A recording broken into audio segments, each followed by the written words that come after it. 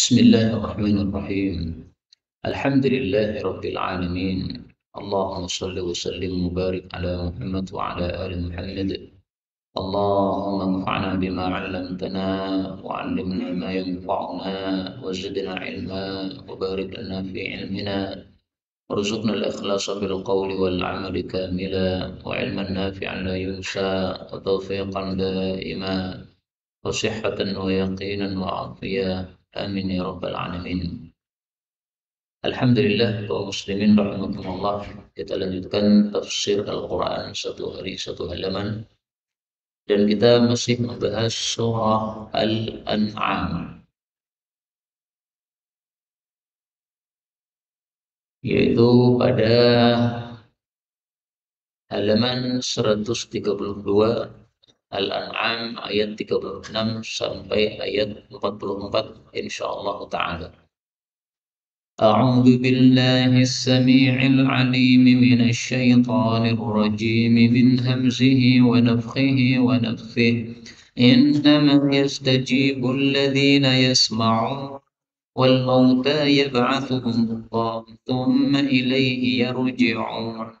وقالوا لولا نزل عليه آية من ربه قل إن الله قادر على أن ينزل آية ولكن أكثرهم لا يعلمون. وما من دابة في الأرض ولا طائر يطير بجناحيه إلا أمم أمثالكم ما فرطنا في الكتاب من شيء ثم إلى ربهم يحشرون. والذين كذبوا بآياتنا صم وبكم في الظلمات من يشاء الله يضلله ومن يشاء يجعله على صراط مستقيم. قل أرأيتكم إن أتاكم عذاب الله أو أتتكم الساعة أغير الله تدعون إن كنتم صادقين بل إياه تدعون فيكشف ما تدعون إليه إن شاء وتنسون ما تشركون. ولقد أرسلنا إلى أمم من قبلك فأخذناهم بالبأساء والضراء لعلهم يتضرعون فلولا إذ جاءهم بأسنا تضرعوا ولكن قست قلوبهم وزين لهم الشيطان ما كانوا يعملون. فلما نسوا ما ذكروا به فتحنا عليهم أبواب كل شيء حتى إذا فرحوا بما أوتوا أخذناهم بغتة فإذا هم مبلسون. الحمد لله رب العالمين. اللهم ارحمنا بالقرآن. Tulisan yang lain.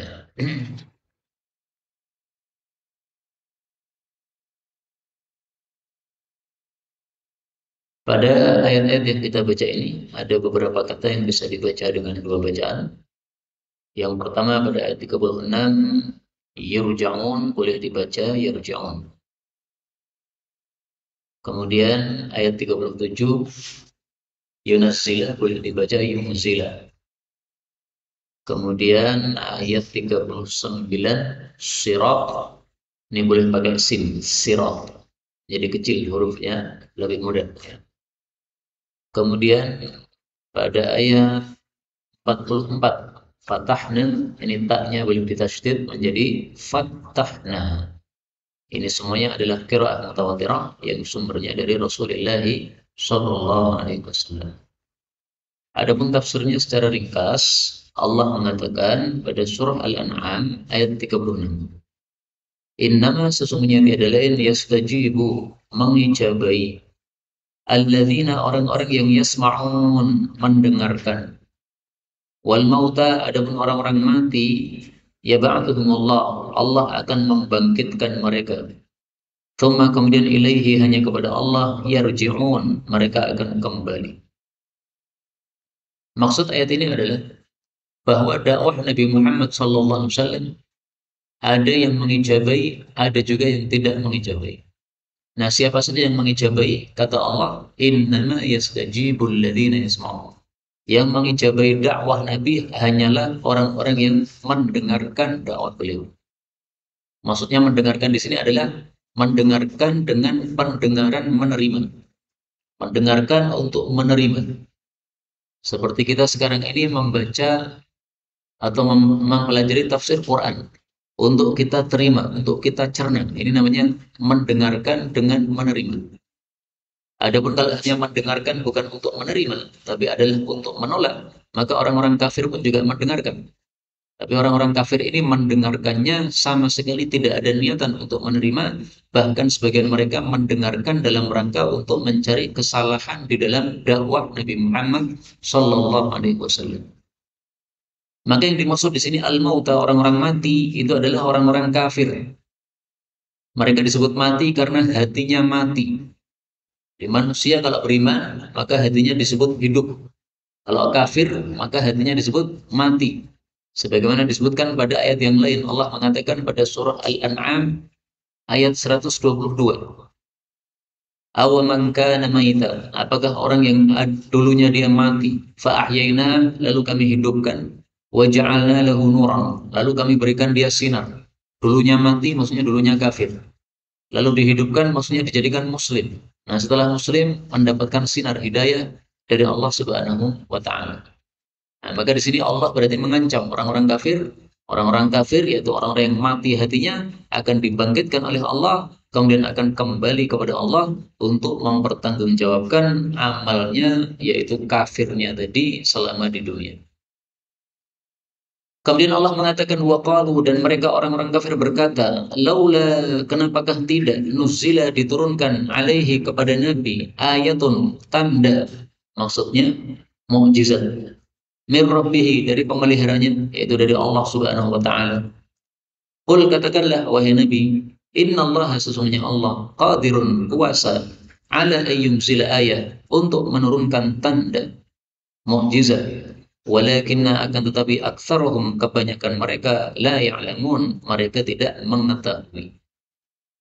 Jadi orang-orang kafir itu mengusulkan kepada Nabi Muhammad SAW untuk dibawakan mukjizat. Mereka mengatakan, kalau kamu bawa mukjizat, kami akan beriman kepada engkau. Tapi perkataan ini perkataan yang hanya terulang-ulang sejak zaman dulu kala sampai masa Nabi Muhammad SAW, tapi tidak pernah ada buktinya. Fir'aun misalnya, ketika dikirimi oleh Allah siksaan-siksaan, maka datang kepada Nabi Musa mengatakan, kalau kamu singkap siksaan ini, maka kami akan beriman. Siksaan disingkap oleh Allah setelah Nabi Musa berdoa, tapi tetap kembali kafir.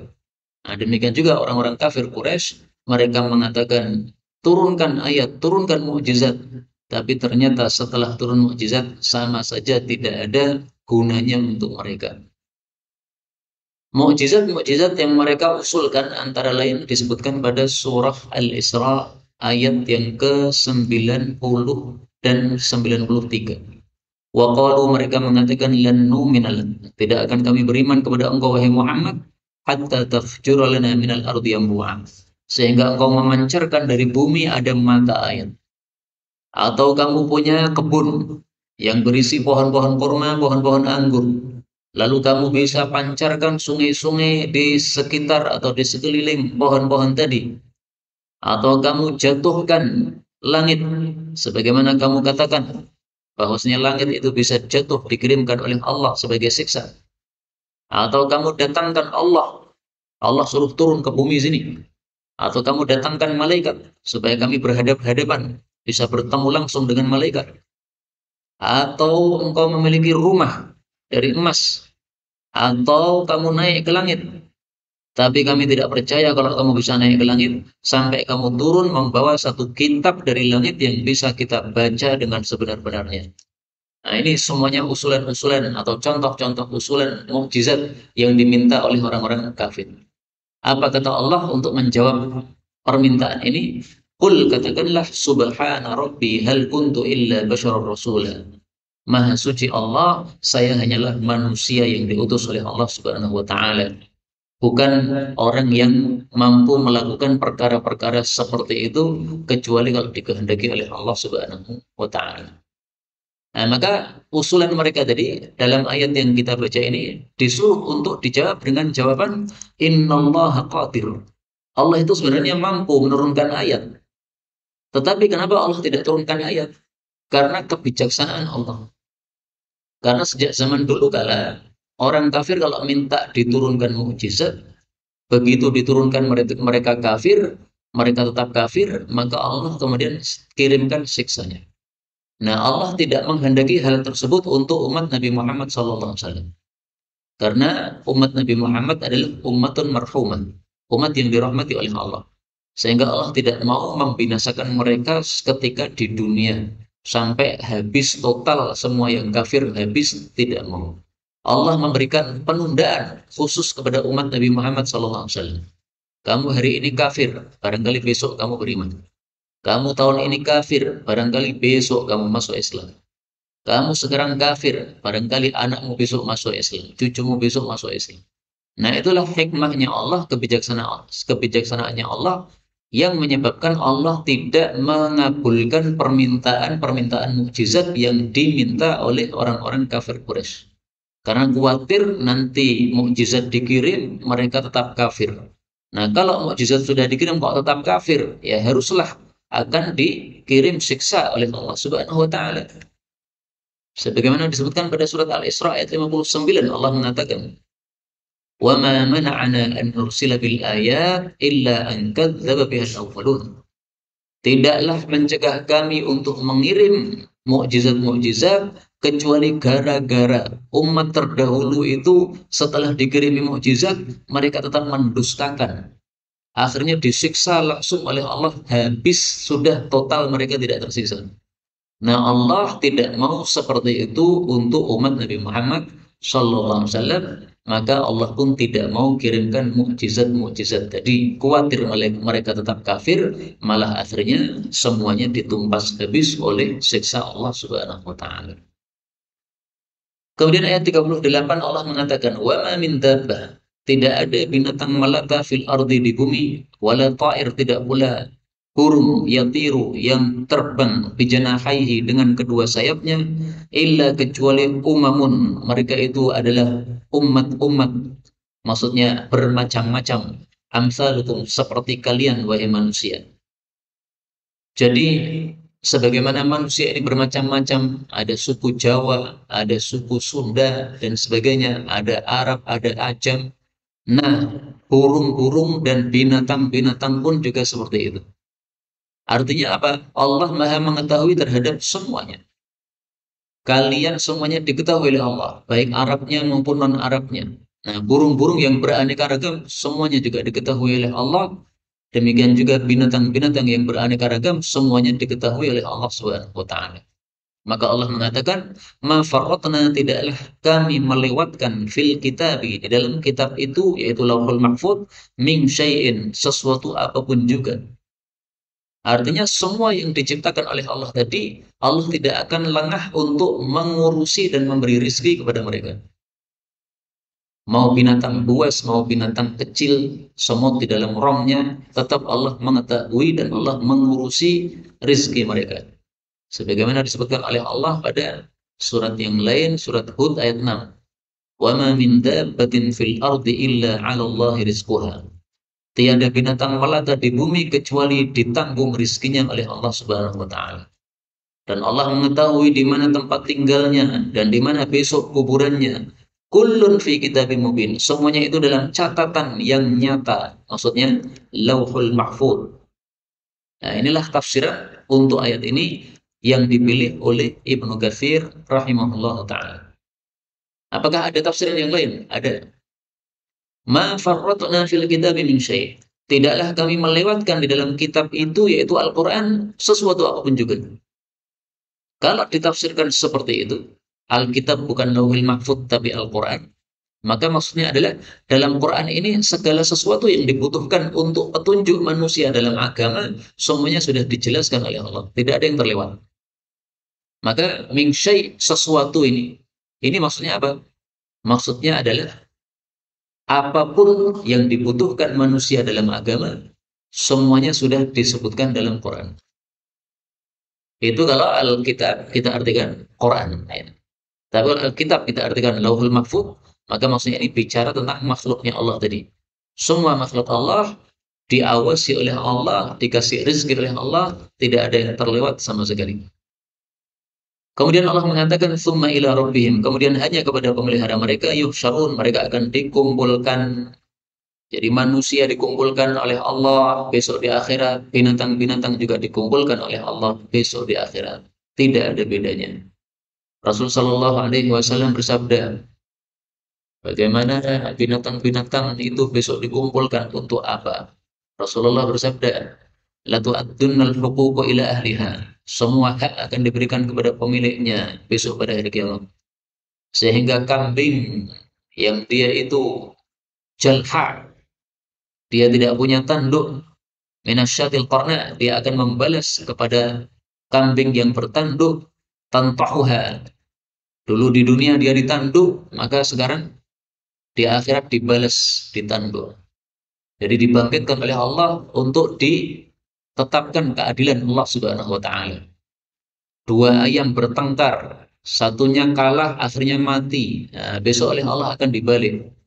Sekarang kamu yang kalah, kamu patuki itu apa? Kamu mematuk itu ayam yang dulu mematuk kamu. Sampai akhirnya dia mati, kalah juga. Nah, sudah adil, baru kemudian Allah mengatakan kuni turaba. Semua kalian wahai binatang jadilah debu sudah. Karena sudah selesai urusan keadilan. Allah mengatakan walladzina kadzdzabu biayatina, dan orang-orang yang mendustakan ayat-ayat kami yaitu Al-Qur'an.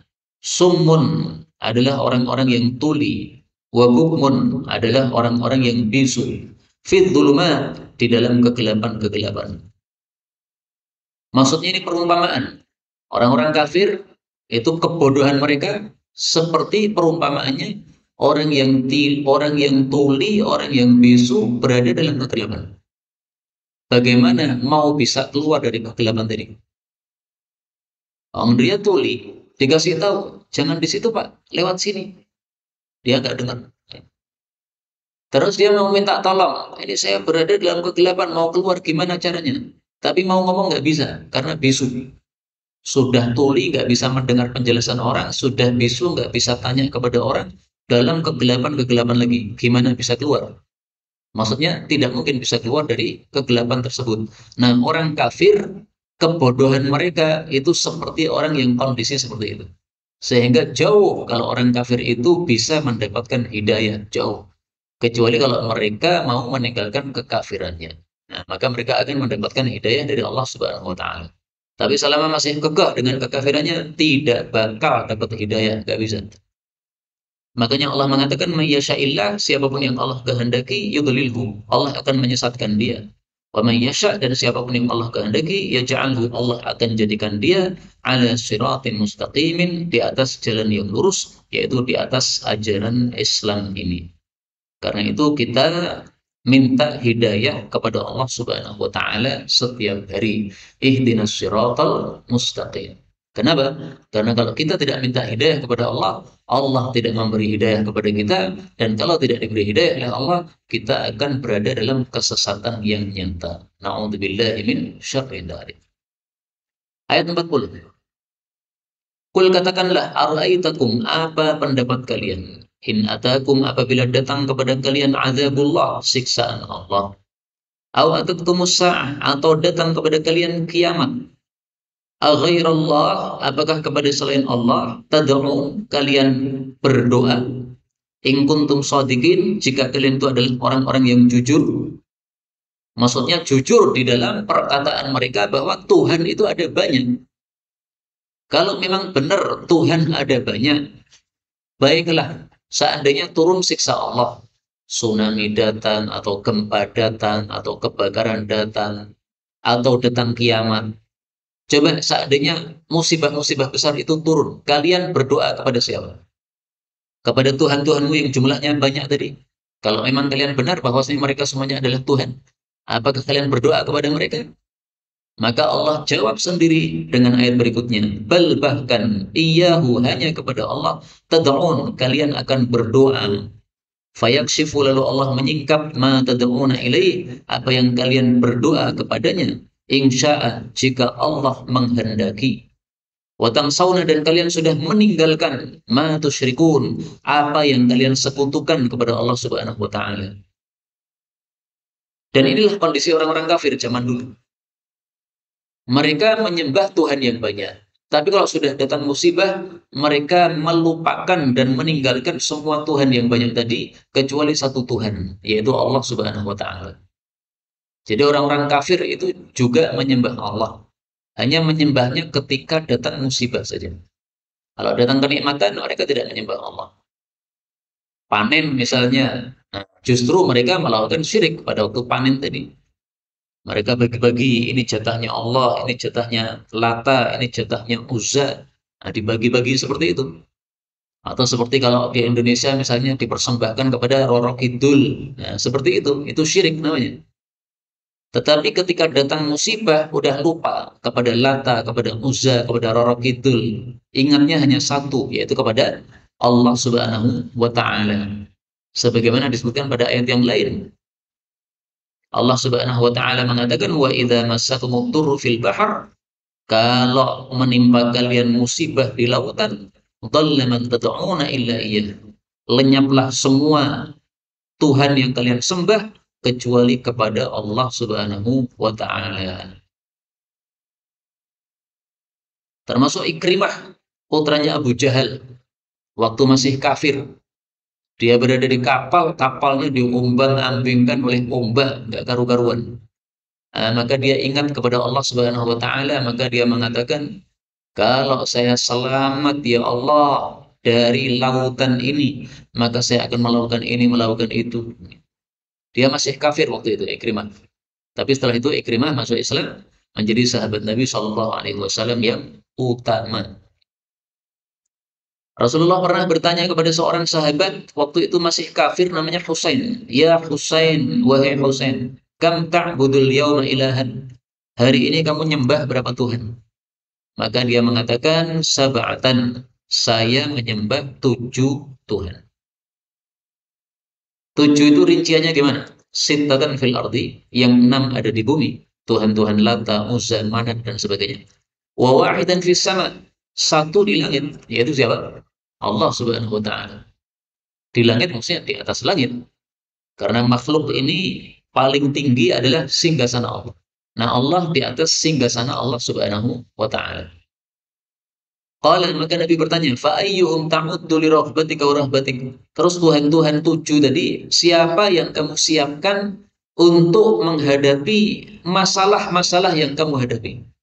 Ketika kamu berharap kepada Tuhan yang mana? Ketika kamu sedang takut, khawatir, kamu pergi kepada Tuhan yang mana? Maka Husain ini menjawab, alladzi fis sama. Ya, saya pergi kepada Tuhan yang di atas langit. Adapun Tuhan-Tuhan yang di bumi, saya nggak pakai. Kenapa? Nggak bisa berbuat apa-apa mereka. Nah, inilah kesyirikan yang dilakukan oleh orang-orang kafir pada saat itu.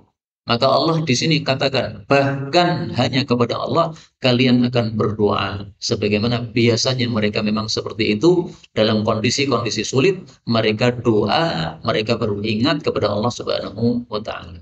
Nah, kita orang muslim tidak boleh seperti itu. Kita tetap menyembah Allah dalam kondisi apapun juga. Tapi memang dalam kondisi sulit, kita diajari oleh Nabi untuk melakukan sholat sunnah 2 rakaat untuk menghadapi masalah yang kita hadapi. Karena Rasulullah sallallahu alaihi wasallam, adalah Nabi sallallahu alaihi wasallam, idza hazabahu amrun, apabila mengalahkan beliau satu perkara yang besar, beliau melakukan salat. Hadis riwayat Abu Dawud sahih. Jadi problematika hidup yang kita alami dalam kehidupan ini, kalau kita susah menghadapinya, ini solusinya, salat.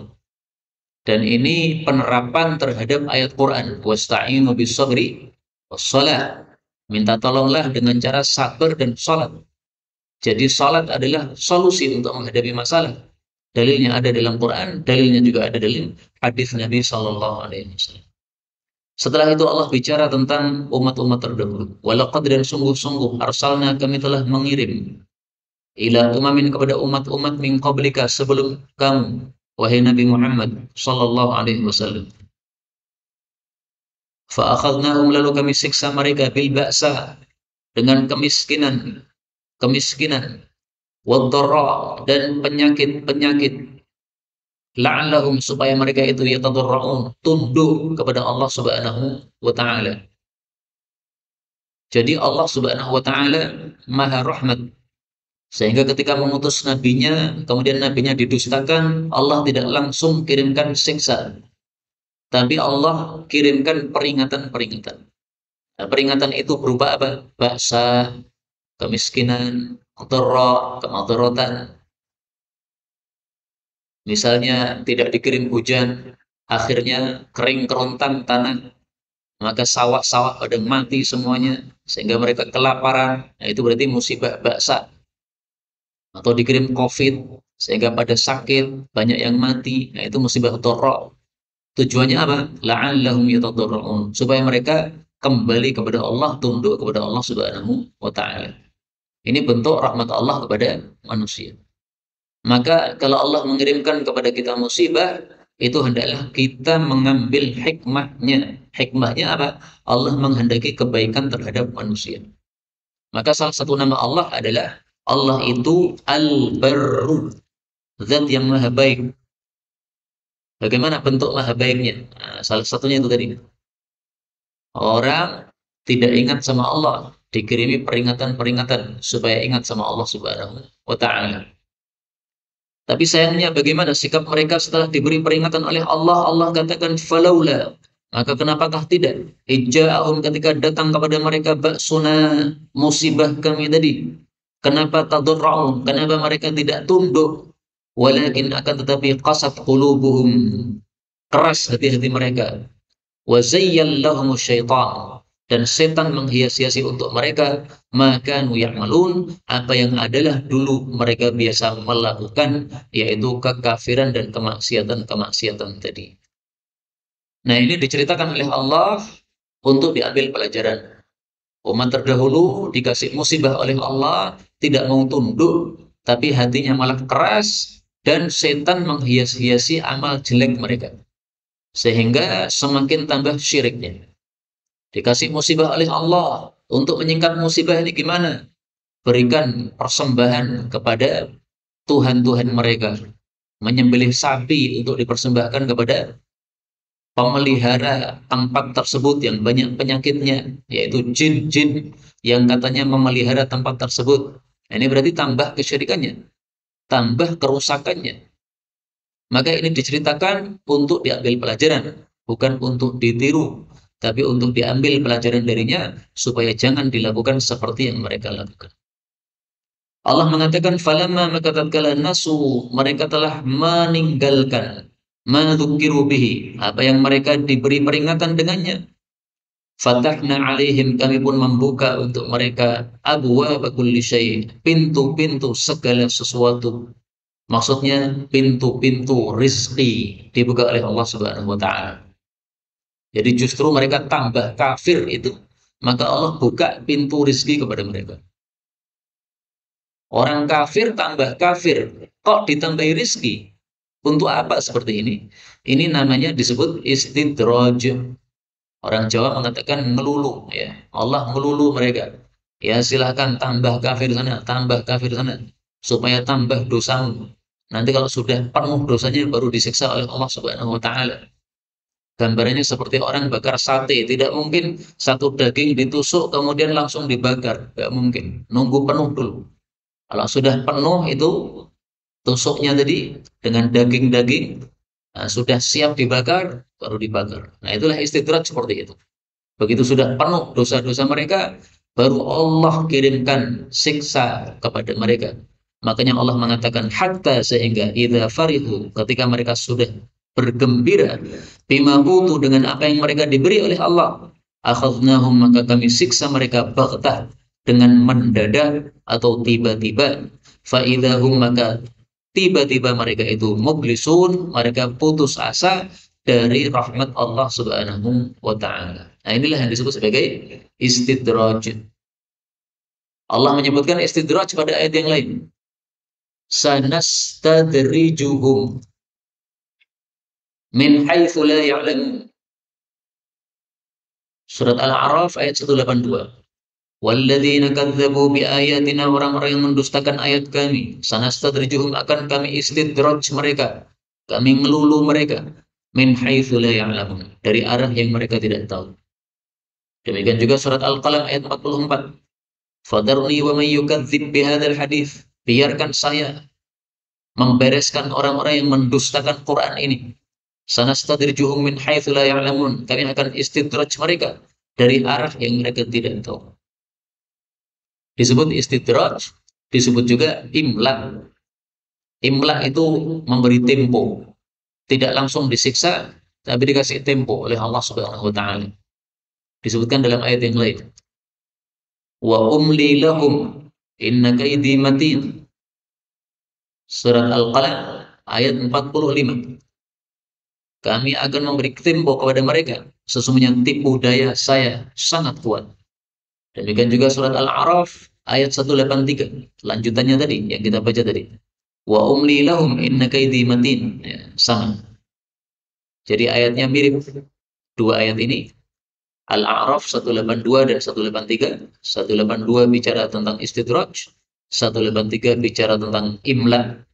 Pada surat Al-Qalam juga begitu, ayat 44 dan 45. Ayat 44 menyebutkan istidraj, sanastadrijuhum. Ayat ke-45 menyebutkan imla. Nah, maka istilah istidraj atau imla itu maksudnya itu tadi. Orang berbuat kekufuran tidak langsung disiksa oleh Allah, malah dibuka nikmatnya oleh Allah Subhanahu wa taala. Orang melakukan pembunuhan terhadap umat Islam tidak langsung disiksa oleh Allah, malah digelontorkan oleh Allah kekayaan kepada mereka. Nah, begitu mereka semakin merajalela dalam kerusakannya, kalau sudah puncak, barulah Allah Subhanahu wa taala berikan siksanya kepada mereka. Makar mereka dibongkar, akhirnya mereka dimasukkan penjara dan sebagainya. Nah, itu karena mereka sudah keterlaluan, sehingga Allah pun akan melakukan istidraj seperti ini supaya mereka bertambah-tambah kerusakannya sampai puncak murka Allah Subhanahu wa taala kepada mereka, maka akan disiksa oleh Allah pada saat itu juga. Kaum muslimin rahimani wa rahimakumullah. Pada ayat ini tadi saya membaca fathahna, sementara biasanya dibaca fatahna. Apakah ini mengubah arti? Iya, ini mengubah arti. Tapi perubahannya tidak banyak. Dalam bahasa Arab, kalau ada tambahan tasdid, ini menunjukkan berulang-ulang. Fatahna, kami buka. Kalau fatahna, kami membuka. Maka bacaan fatahna ini lebih dahsyat. Berarti pintu rezeki dibuka semuanya oleh Allah. Dibuka. Ini pintu rezeki yang lain dibuka lagi oleh Allah Subhanahu wa taala. Nah, kalau sudah mereka kayanya bertambah dahsyat, akhirnya merajalela dalam kerusakan, barulah akan dikirim siksa oleh Allah. Nah, kalau sudah dikirim siksa oleh Allah, maka mublisun, mereka akan putus asa dari rahmat Allah Subhanahu wa taala. Maka dari sini juga kita ambil pelajaran bahwa putus asa dari rahmat Allah termasuk sifat orang-orang kafir, maka tidak boleh dimiliki oleh orang-orang muslim. Rasulullah bersabda, al-kabair, dosa-dosa besar adalah asyirku billah, syirik kepada Allah. Al-iyasu min rohillah, putus asa dari rahmat Allah. Wal qunutu min rahmatillah, dan putus asa dari rahmat Allah. Dosa besar adalah syirik dan putus asa Diulangi oleh Nabi 2 kali. Padahal maksudnya sama. Ya. Iyas artinya putus asa. Kunut artinya putus asa. Sama. Nah, putus asa ini adalah dosa besar. Tidak boleh putus asa terhadap rahmat Allah Subhanahu wa taala. Inilah kaum muslimin rahimani wa rahimakumullah yang dapat kita pelajari secara ringkas, benarnya dari Allah. Kalaupun ada salahnya, fa astaghfirullahaladzim li wa lakum. Sisa waktu bisa untuk soal jawab baik yang berkaitan dengan materi maupun secara bebas.